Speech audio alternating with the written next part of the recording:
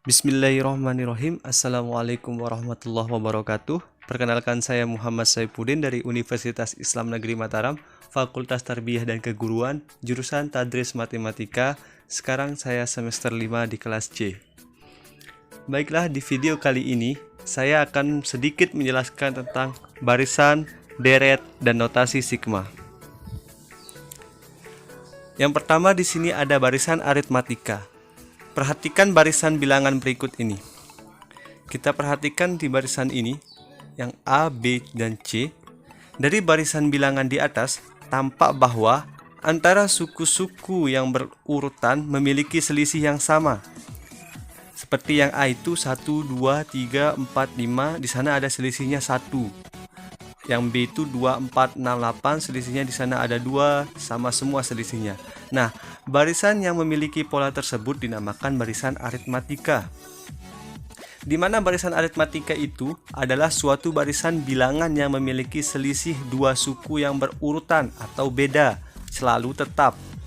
Nah, suku ke N dari barisan aritmatika ditentukan dengan rumus UN sama dengan A ditambah dalam kurung N dikurang 1 dikali dengan B. Nah, di sini keterangannya itu UN itu adalah suku ke N, yang A adalah suku pertama, dan B itu adalah bedanya. B itu rumusnya itu UN dikurangi UN-1. Seperti contoh berikut ini. Tentukan suku pertama, beda, dan suku ke-10 dari barisan berikut ini. Di sini ada barisan 1, 4, 7, 10, dan seterusnya. Nah, kita disuruh mencari suku pertama, bedanya, dan suku ke-10-nya itu berapa. Dari penjelasan di sini, kita tahu kalau A itu adalah suku pertama, di mana suku pertamanya di situ adalah 1. Nah, yang B itu menurut rumusnya di situ yang B atau beda di sini rumusnya itu UN dikurangi UN-1. Sana kita temuin 4 dikurangi 1. Nah, 4 dikurangi 1 itu sama dengan 3. Jadi bedanya itu 3 semua. Begitu pula dengan 7 dikurangi 4, 10 dikurangi 7, dan seterusnya. Nah, rumus suku ke N itu adalah UN sama dengan A plus N kurang 1 kali B.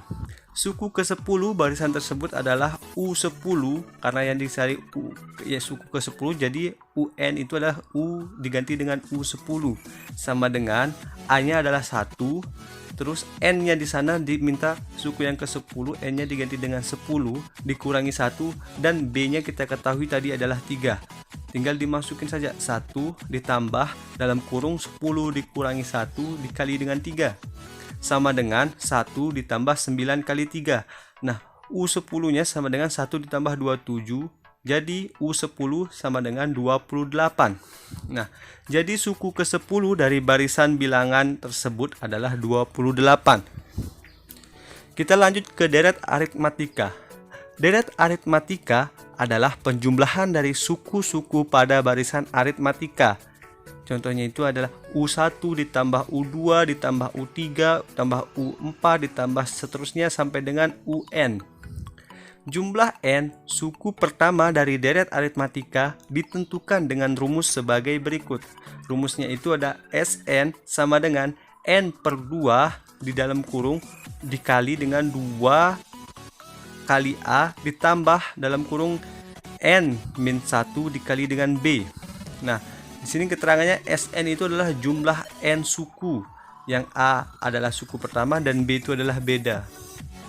Seperti contoh berikut ini. Diketahui deret aritmatikanya 1 ditambah 3 ditambah 5 ditambah 7 ditambah 9 ditambah seterusnya. Tentukan yang A suku pertama dan B beda, dan yang C itu jumlah 50 suku pertamanya. Nah, tadi kita sudah ketahui kalau suku pertama itu pasti 1, dan bedanya itu kita lihat tinggal kurangi 3 dikurangi 1 sama dengan 2, jadi bedanya itu ada 2. Nah, untuk mencari jumlah 50 suku pertama tinggal kita masukin ke rumus yang tadi, yaitu Sn sama dengan N per 2 dikali 2A ditambah N dalam kurung N-1 dikali B. Karena yang dicari adalah 50 suku pertama, jumlah N suku pertama, jadinya Sn itu kan jumlah suku pertama, Sn-nya diganti dengan 50. dan N-nya itu diganti 50. Jadi S50 sama dengan 50 per 2 dikali dengan 2 kali 1 plus dalam kurung 50 dikurangi 1 dikali 2 sama dengan 50 per 2 dikali dengan 2 ditambah 49 dikali 2 sama dengan 50 per 2 sama dengan 25. Nah, 25 dikali 2 plus 98. 25 dikali 100 sama dengan 2500. Jadi jumlah 50 suku pertama dari deret tersebut adalah 2500. Nah, selanjutnya di sini ada barisan geometri. Tadi ada barisan aritmatika, selanjutnya ada barisan geometri. Barisan geometri ini adalah suatu barisan bilangan yang memiliki perbandingan atau rasio antara dua buah suku yang selalu tetap. Nah, rumus suku ke N dari barisan geometri itu adalah UN sama dengan AR pangkat N-1, di mana keterangan di sini A-nya itu adalah tetap suku pertama, N-nya itu adalah banyaknya suku, dan R adalah rasio. Kita lihat contoh berikut. Tentukan suku pertama, rasio, dan suku ke-8 dari barisan geometri berikut. Ada A, 2, 4, maksudnya 2, 6, 18, 54, dan seterusnya. Dan yang B, 16, 8, 4, 2, dan seterusnya. Nah, kita kerjakan yang A dulu. Di situ ada 2, 6, 18, 54. Kita ketahui A-nya di sana adalah 2 dan rasionya. Ingat rumus rasio tadi di sini adalah 6 dibagi dengan 2. Nah, kalau 6 dibagi 2 itu sama dengan 3. Begitu juga dengan 18 dibagi 2, 54 dibagi 2. Rasio itu kan adalah perbandingan antar suku-suku yang ada di sana. Jadinya tinggal dibagi saja. Nah, berarti kita sudah memiliki rasionya itu sama dengan 3. Lanjut kita mencari suku ke-8. Suku ke-8, jadi N-nya di sana diganti dengan 8. UN sama dengan AR pangkat N-1. U8 sama dengan 2 dikali 3 pangkat 8 dikurang 1. Sama dengan 2 dikali 3 pangkat 7. Nah, U8 sama dengan 2 dikali 2187. U8-nya jadi sama dengan 4374. Selanjutnya di sini yang B ada 16, 8, 4, 2 dan seterusnya. Dimana kita ketahui A-nya atau suku pertamanya itu di sini adalah 16. Selanjutnya rasionya atau perbandingannya di situ ada 8 per 16 atau sama dengan 1 per 2. Nah, suku untuknya adalah N-nya kita ganti dengan 8. U8 sama dengan 16 dikali dengan 1 per 2 pangkat 8 min 1. Sama dengan, ini bukan 2 ya, maaf ini salah. Seharusnya di sini sama dengan 16 dikali dengan 1 per 2 pangkat 7. Dimana sama dengan 16 dikali dengan 1 per 128. Itu hasilnya adalah 1 per 8. Jadi suku ke-8 dari barisan itu yang benar itu adalah 1 per 8. Ini salah, maaf ya. Ini salah. Baiklah, selanjutnya di sini ada deret geometri. Di mana deret geometri itu adalah penjumlahan suku-suku dari barisan geometri secara umum.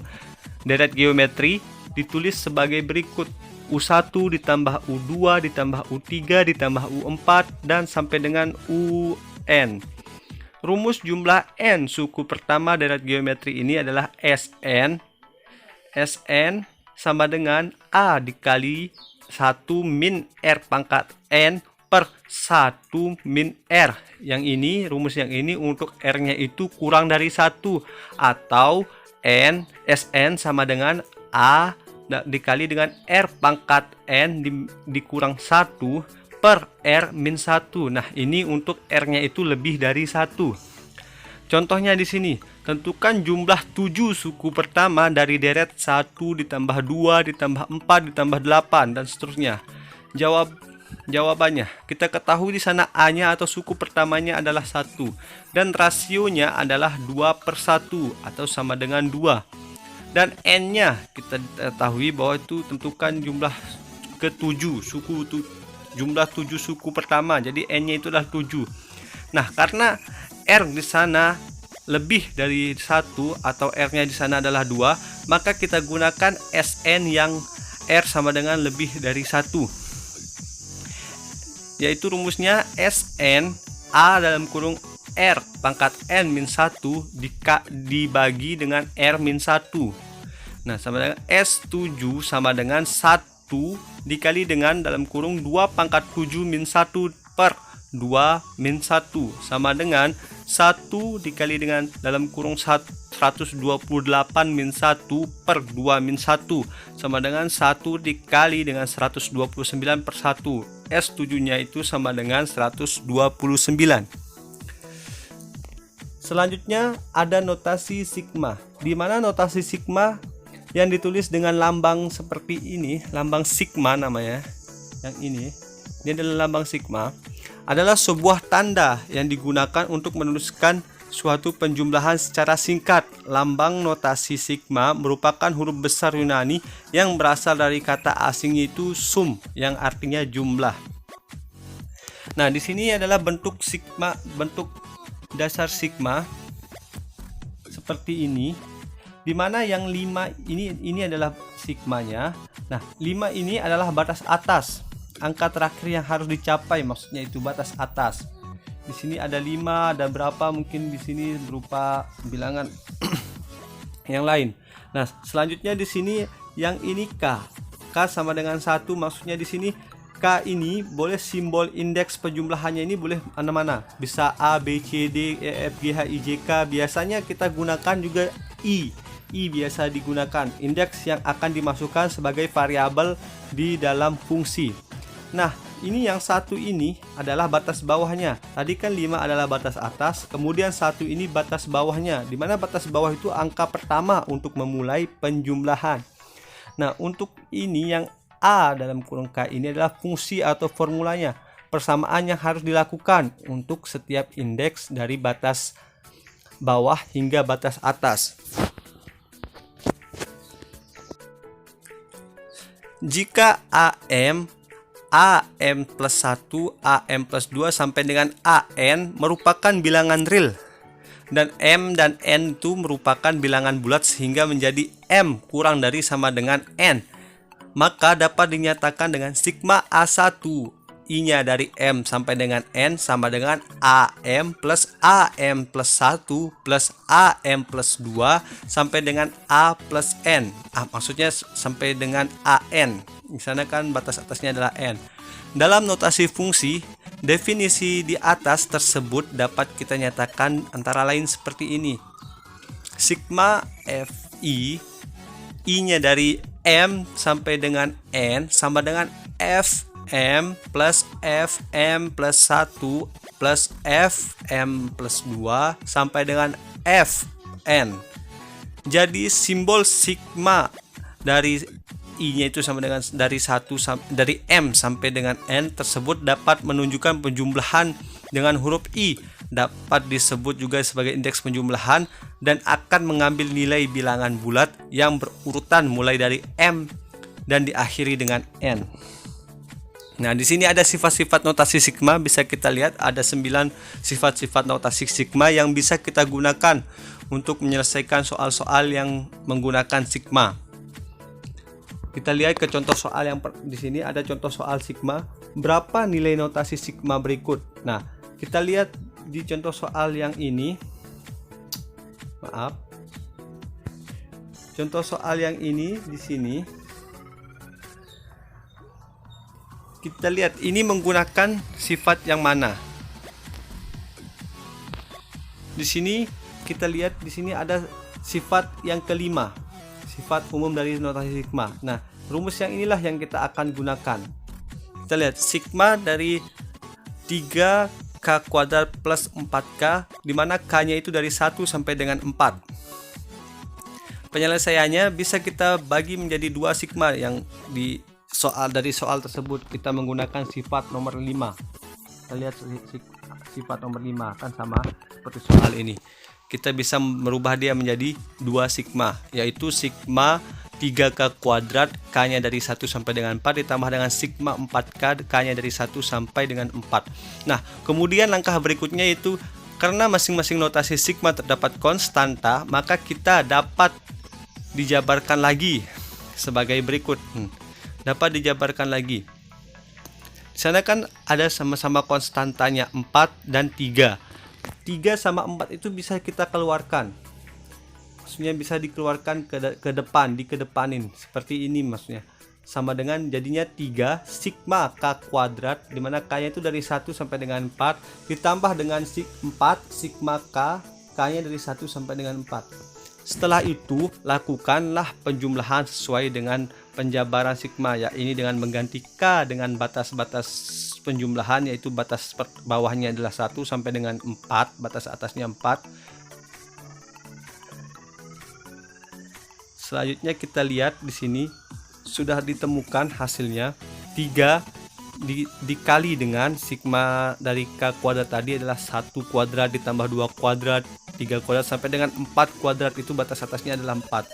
Sama juga dengan selanjutnya sigma K, dimana K nya dari 1 sampai dengan 4 jadinya 4 dikali dengan 1 tambah 2 tambah 3 tambah 4. Disitu tambah 3 ya, bukan tambah 3 kuadrat.